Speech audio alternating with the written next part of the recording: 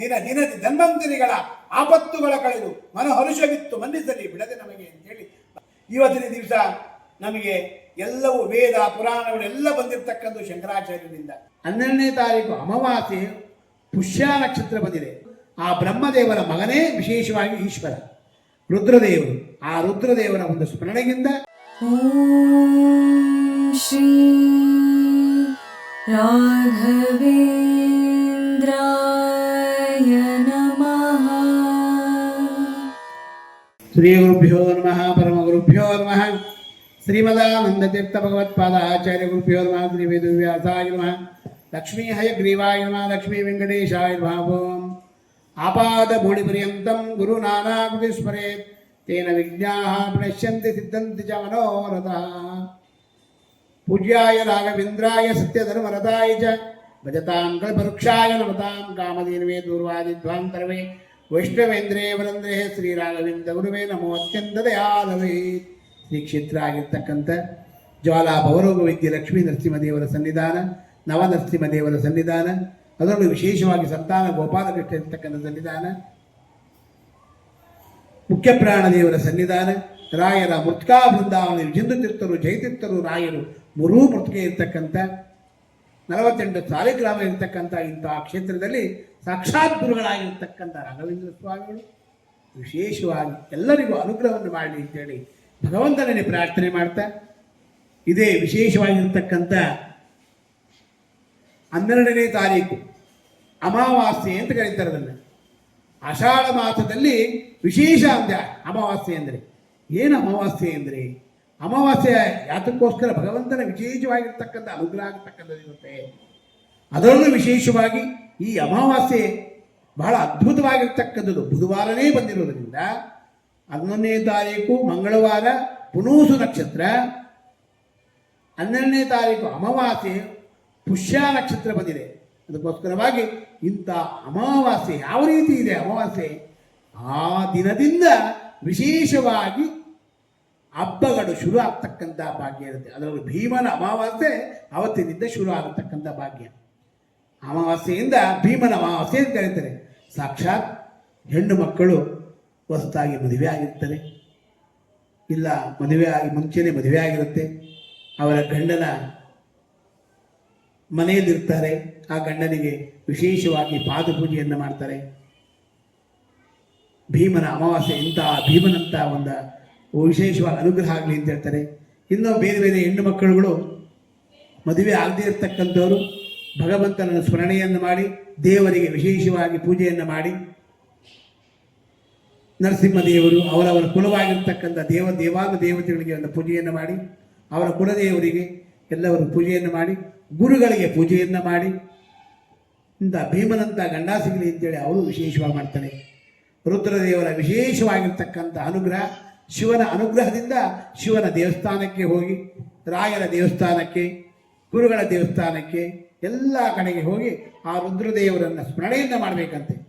ಭೀಮನ ಅಮಾವಾಸ್ಯೆ ದಿವಸ ವಿಶೇಷ ರುದ್ರದೇವರು ವಿಶೇಷವಾಗಿ ಅನುಗ್ರಹವನ್ನು ಮಾಡ್ತಕ್ಕಂಥವ್ರಾಗ್ತಾರಂತೆ. ಹಾಗೆ ಅನುಗ್ರಹವನ್ನು ಮಾಡ್ತಾರೆ.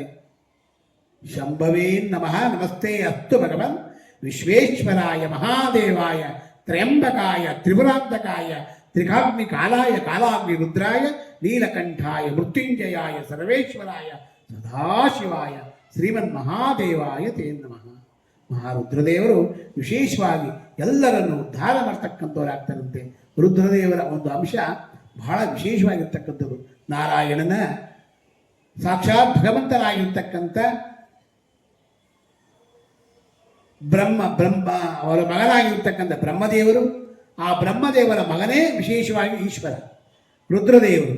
ಆ ರುದ್ರದೇವರ ಒಂದು ಸ್ಮರಣೆಗಿಂದ, ಗುರುಗಳ ಸ್ಮರಣೆಗಿಂದ ವಿಶೇಷವಾಗಿ ಅನುಗ್ರಹ ಆಗ್ತಕ್ಕಂಥ ಭಾಗ್ಯ ಇರುತ್ತಂತೆ. ಆತ ಭೀಮನ ಅಮಾವಾಸ್ಯೆ ದಿವಸ ಆ ಪುಷ್ಯ ನಕ್ಷತ್ರ ಇರೋದ್ರಿಂದ ಆ ಪುಷ್ಕರ ಯೋಗನೂ ಇರತಕ್ಕಂಥದ್ದಾಗತ್ತೆ. ಇಂಥ ನಕ್ಷತ್ರಗಳಲ್ಲಿ ಏನೇ ತೊಂದರೆಗಳಿದ್ರೂ ಪುಷ್ಯ ನಕ್ಷತ್ರ ಆಗಿರ್ಬೋದು, ಅದರಲ್ಲೂ ವಿಶೇಷವಾಗಿ ಪುನರ್ವಸು ನಕ್ಷತ್ರ, ಪುಷ್ಯ ನಕ್ಷತ್ರ, ಈ ವಿಶಾಖ ನಕ್ಷತ್ರ, ಈ 3 ನಕ್ಷತ್ರಗಳು ವಿಶೇಷವಾಗಿರ್ತಕ್ಕಂಥದ್ದು ಇವೆಲ್ಲ. ಅದಕ್ಕೋಸ್ಕರವಾಗಿ ಇಂಥ ನಕ್ಷತ್ರಗಳಲ್ಲಿ ಏನೇನು ತೊಂದರೆಗಳಿವೆ ಈ ಅಮಾವಾಸ್ಯೆಯಿಂದ ಎಲ್ಲವೂ ಪರಿಹಾರ ಆಗ್ತಕ್ಕಂಥ ಭಾಗ್ಯ ಇರುತ್ತೆ.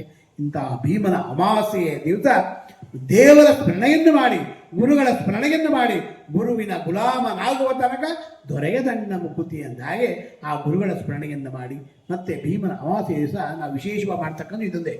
ಏನಪ್ಪ ಅಂತಂದರೆ, ಒಂದು ರಾಯರ ಮಠ ಆಗಿರ್ಬೋದು, ಇಲ್ಲ ಯಾವ ಯಾವ ದೇವಸ್ಥಾನಗಳಾಗಿರ್ಬೋದು, ಆ ದೇವಸ್ಥಾನಕ್ಕೆ ಹೋಗಿ ಬರೀ ಕ್ಷೀರಾಭಿಷೇಕವನ್ನು ಮಾಡಿಸಿ. ಕ್ಷೀರಾಭಿಷೇಕವನ್ನು ಮಾಡಿಸಿದಾಗ ವಿಶೇಷವಾಗಿ ಅನುಗ್ರಹ ಆಗ್ತಕ್ಕಂಥ ಭಾಗ್ಯ ಇರುತ್ತದೆ. ನಮ್ಮ ಕ್ಷೇತ್ರದಲ್ಲಿ ಚಾತುರ್ಮಾಸ ಇರೋದರಿಂದ ಬಾಳೆಹಣ್ಣು, ತೆಂಗಿನಕಾಯಿ ಇಂಥವೆಲ್ಲ ಏನೂ ಬರುವುದಿಲ್ಲ. ನಮ್ಮಲ್ಲಿ ಒಣಕೊಬ್ಬರಿ, ದ್ರಾಕ್ಷಿ, ಗೋಡಂಬಿ ಇಂಥವೆಲ್ಲ, ಖರ್ಜೂರ, ಜೇನುತುಪ್ಪ ಇಂಥವೆಲ್ಲ ಬರುವಂಥದ್ದಾಗತ್ತೆ. ಮಾವಿನ ಹಣ್ಣು ಇಂಥವೆಲ್ಲ ಚಾತುರ್ಮಾಸದಲ್ಲಿ ವಿಶೇಷ. ಇಂಥವೆಲ್ಲವನ್ನು ದಾನವನ್ನು ಕೊಡಿ. ಇಂಥಒಂದು ಅಭಿಷೇಕವನ್ನು ಮಾಡಿ ರಾಯರಿಗೆ, ಆ ರಾಯರಿಗೆ ಅಭಿಷೇಕವನ್ನು ಮಾಡಿದಾಗ ಆ ಭಗವಂತ ವಿಶೇಷವಾಗಿ ಅನುಗ್ರಹವನ್ನು ಮಾಡ್ತಕ್ಕಂಥವನಾಗ್ತಾನೆ. ಆ ಗುರುಗಳ ಸೇವೆಯಿಂದಲೇ ನಮಗೆ ಅನುಗ್ರಹ ಆಗ್ತಕ್ಕಂಥ ಭಾಗ್ಯ ಇರುತ್ತೆ. ಇಂಥ ಅಮಾವಾಸ್ಯೆಯ ವಿಶೇಷವಾಗಿರ್ತಕ್ಕಂಥ ದಿನ ಸುದಿನ ಅಂತ ಕರೀತಾರೆ. ಆ ಸುದಿನವನ್ನ ಯಾರೂ ತಪ್ಪಿಸ್ಕೊಬೇಡಿ. ಇಂಥ ಸುದಿನವನ್ನ ಭೀಮನ ಅಮಾವಾಸ್ಯೆ ಅಂತ ಕರೀತಾರೆ. ಈ ಭೀಮಸೇನ ವಿಶೇಷವಾಗಿ ಅನುಗ್ರಹವನ್ನು ಮಾಡಿ, ಗುರುಗಳ ಅನುಗ್ರಹ ಹನುಮಂತ ಪ್ರಥಮೋ ಹನುಮನ್ನಾಮೋ ದ್ವಿತೀಯೋ ಭೀಮೇವಚ ಪೂರ್ಣ ಪ್ರಜ್ಞತೃಪ್ತಿ ಹೆಚ್ಚು ಭಗವತ್ ಕಾರ್ಯ ಸಾಧಕ. ನಾವು ಅಂದ್ಕೊಂಡಿರ್ತಕ್ಕಂಥ ಕೆಲಸವನ್ನ ವಿಶೇಷವಾಗಿ ಅನುಗ್ರಹವನ್ನು ಮಾಡಿ, ಗುರುಗಳು ವಿಶೇಷವಾಗಿ ಅನುಗ್ರಹವನ್ನು ಮಾಡ್ತಾರೆ. ಹನುಮಂತ ದೇವರು ವಿಶೇಷ ಅನುಗ್ರಹವನ್ನು ಮಾಡಿ ನಮ್ಮ ಕಷ್ಟಗಳನ್ನೆಲ್ಲ ಪರಿಹಾರ ಮಾಡಿ, ಈ ಭೀಮಸೇನ ದೇವರಾಗಿರ್ತಕ್ಕಂಥ ಮಧ್ವಾಚಾರ್ಯರು, ಹನುಮಂತ ದೇವರು, ಭೀಮಸೇನ ದೇವರು, ಮಧ್ವರಾಯರು ವಿಶೇಷವಾಗಿ ಅನುಗ್ರಹವನ್ನು ಮಾಡ್ತಾರೆ. ಮತ್ತೆ ಅದರಲ್ಲೂ ವಿಶೇಷವಾಗಿ ಇವತ್ತಿನ ದಿವಸ ನಮಗೆ ಎಲ್ಲವೂ ವೇದ ಪುರಾಣಗಳೆಲ್ಲ ಬಂದಿರತಕ್ಕಂಥ ಶಂಕರಾಚಾರ್ಯರಿಂದ. 8ನೇ ಶತಮಾನದವರು ಶಂಕರಾಚಾರ್ಯರು. ಆ ಶಂಕರಾಚಾರ್ಯರು ಕೊಟ್ಟಿರ್ತಕ್ಕಂಥ ಒಂದು ಹಾದಿ ಹೇಗಿದೆ ಅಂತಂದ್ರೆ, ಒಳ್ಳೆ ಸುದಿನವಾಗಿರ್ತಕ್ಕಂಥ ಹಾದಿ ಅದು. ಆ ಹಾದಿಯನ್ನ ನಾವು ಯಾವತ್ತೂ ಅಷ್ಟೇನೆ ಅಲ್ಲಿಂದ, ಯಾಕೆಂದ್ರೆ ನಮಗೆ ನಮಗೆ ಪಾಠವನ್ನು ಮಾಡಬೇಕಾದ್ರೆ ಹೇಳ್ತಾ ಇದ್ರು, ಯಾವುದೇ ಒಂದು ಕೆಲಸವನ್ನು ಮಾಡಬೇಕಾದ್ರೆ, ಏನೇ ಒಂದು ಕೆಲಸವನ್ನು ಮಾಡಬೇಕಾದ್ರೆ ಮೊದಲು ತಳಪಾಯ ಅಂದ್ರು. ಆ ತಳಪಾಯ ಚೆನ್ನಾಗಿದ್ರೆ ಮಾತ್ರ ಯಾವುದೇ ಒಂದು ಎಲ್ಲವೂ ಒಂದು ನಮಗೆ ಅನುಕೂಲ ಆಗ್ತಕ್ಕಂಥ ಭಾಗ್ಯ ಇರುತ್ತದೆ. ಅದಕ್ಕೋಸ್ಕರವಾಗಿ ಆ ದಿನದ ಶಂಕರಾಚಾರ್ಯರು ಮಾಡಿರ್ತಕ್ಕಂಥ ಋಗ್ವೇದ, ಯಜುರ್ವೇದ, ಸಾಮವೇದ, ಅಥರ್ವವೇದ ಈ ವೇದಗಳೆಲ್ಲ ತೆಗೆದುಕೊಂಡು ಬಂದು ನಮಗೆ ಕೊಟ್ಟಿದ್ದಾರೆ ಅಂತ ಹೇಳಿದ್ರೆ, ಅಂತಹ ಮಹನೀಯರನ್ನ ನಾವು ನೆನೆಸ್ಕೊಳ್ಬೇಕು. ಇಂಥ ಅಮಾವಾಸ್ಯೆ ವಿಶೇಷವಾಗಿರ್ತಕ್ಕಂಥ ಅಮಾವಾಸ್ಯೆ ಭೀಮನ ಅಮಾವಾಸ್ಯೆ ದಿವಸ ಶಂಕರಾಚಾರ್ಯರು, ರಾಮಾನುಜಾಚಾರ್ಯರು, ಮಧ್ವಾಚಾರ್ಯರ ಅವರೆಲ್ಲರ ಅನುಗ್ರಹ ನಮಗೆ ಆಗಲಿ ಅಂತೇಳಿ ಭಗವಂತನಲ್ಲಿ ಪ್ರಾರ್ಥನೆ ಮಾಡ್ತಾ, ಇಂಥ ಭೀಮನ ಅಮಾವಾಸ್ಯೆ ದಿವಸ ಯಾರು ಕ್ಷೇತ್ರಗಳಿಗೆ ಹೋಗಿ, ಒಂದೊಂದು ಕ್ಷೇತ್ರಗಳಿರುತ್ತೆ, ಆ ಕ್ಷೇತ್ರಕ್ಕೆ ಹೋಗಿ ಆ ಭಗವಂತನ ಸ್ಮರಣೆಯನ್ನು ಮಾಡ್ತೀರಾ, ಭಗವಂತನ ದಯದಿಂದ ಎಲ್ಲವೂ ದಿನದ ಕಾರ್ಯಗಳೆಲ್ಲ ನೆರವೇರಲಿ. ದಿನದ ಧನ್ವಂತರಿಗಳ ಆಪತ್ತುಗಳ ಕಳೆದು ಮನಹರುಷವಿತ್ತು ಮನ್ನಿಸಲಿ ಬಿಡದೆ ನಮಗೆ ಅಂತೇಳಿ ಭಗವಂತನ ಸ್ಮರಣೆಯನ್ನು ಮಾಡಿ, ಗುರುಗಳ ಸ್ಮರಣೆಯನ್ನು ಮಾಡಿ, ಗುರುಗಳೆಲ್ಲರಿಗೂ ಅನುಗ್ರಹವನ್ನು ಮಾಡಲಿ ಅಂತೇಳಿ ಭಗವಂತನ ಪ್ರಾರ್ಥನೆ ಮಾಡ್ತಾ, ಪೂಜ್ಯಾಯ ರಾಘವೇಂದ್ರಾಯ ಸತ್ಯ ಧರ್ಮರತಾಯ ಚ ಭಜತಾಂ ಕಲ್ಪವೃಕ್ಷಾಯ ನಮತಾಂ ಕಾಮಧೇನವೇ ದೂರ್ವಾದಿ ದ್ವಾಂತನವೇ ವೈಷ್ಣವೇಂದ್ರೇ ವರಂದ್ರೇ ಶ್ರೀ ರಾಘವೇಂದ್ರ ಗುರುವೇ ನಮೋ ಅತ್ಯಂತ ದಯಾಳಿ. ನಮ್ಮ ಕ್ಷೇತ್ರದ ಅಭಿಮಾನಿ ದೇವತೆಯಾಗಿರ್ತಕ್ಕಂಥ ಜ್ವಾಲಾ ಭೌರೋಗ ವಿದ್ಯೆ ಲಕ್ಷ್ಮೀ ನರಸಿಂಹದೇವರು, ನವನರಸಿಂಹದೇವರು ವಿಶೇಷವಾಗಿ ಅನುಗ್ರಹವನ್ನು ಮಾಡಿ, ರಾಯರ ಅನುಗ್ರಹದಿಂದ ನಮ್ಮ ಕ್ಷೇತ್ರದಲ್ಲಿರ್ತಕ್ಕಂಥ ರಾಯರು ವಿಶೇಷವಾಗಿ ಅದೇ ರೀತಿಯಾಗಿ ಶ್ರಾವಣ ಮಾಸದಲ್ಲಿ 29, 30, 31 3 ದಿನಗಳ ಕಾಲ ರಾಘವೇಂದ್ರ ಸ್ವಾಮಿಗಳ ಆರಾಧನೆ. ಅದು ಶನಿವಾರ, ಭಾನುವಾರ, ಸೋಮವಾರ ಬಂದಿರೋದ್ರಿಂದ ನಮ್ಮ ಕ್ಷೇತ್ರಕ್ಕೆ ಬನ್ನಿ.